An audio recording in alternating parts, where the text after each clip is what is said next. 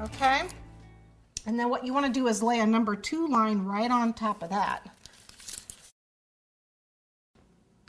Okay, see how it, nice and easy. So right on top of this. Oops, gotta touch it.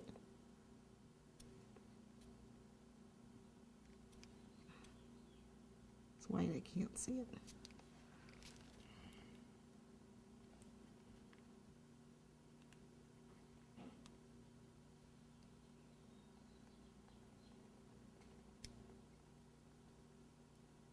Stop, pressure, lay it down and pull it straight away. Now I have a little bit of a bulb here, which is bad. You want to make sure that when you look sideways, there's no air between those lines. And when you look on the top, they're straight. It starts with a little line and then it flares out to the bigger guys. Okay. So make sure there's no spaces sideways, as it looks like I've got a tiny bit of space right here. There's nothing I can do about that.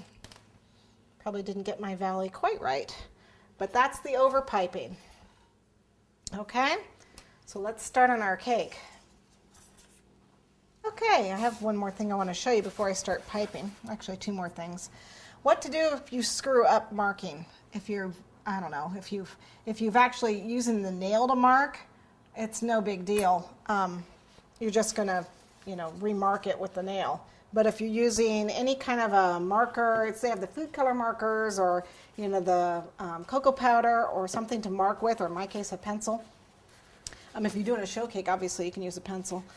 To get it off, you can use baby wipes, are the best thing to use. They take it off beautifully. But I have some vodka here, and all you're going to do is just rub it with the vodka to remove the color.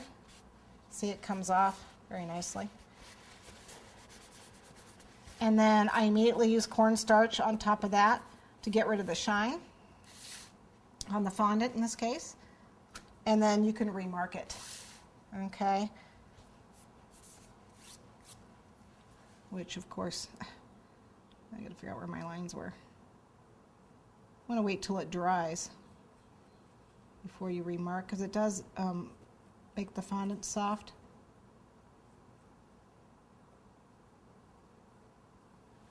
Okay. The other thing we want to do is I do want to do some roping and some beading on top of this. So in these 12 these twelfths that I divided it into, I want to take each section of 12th and I want to divide that into thirds. This is my adding tape, adding machine tape. What I want to do is I want to measure into thirds my section of 12ths. So I've got my 12th here. Okay, and I want to divide it into thirds. And it's actually going to be against the cake here. So it's actually the 10-inch portion of it.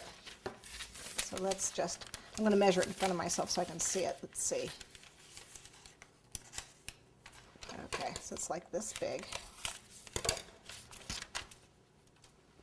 You can use your the piece of paper that you had that made the scrolls, and you want to divide it into thirds. So this from here to here needs to be divided into a third. And so what you want to do is just fold it into like a little S shape to make a third. 3 even. So let's see how I'm dividing that into thirds that way. Press it down.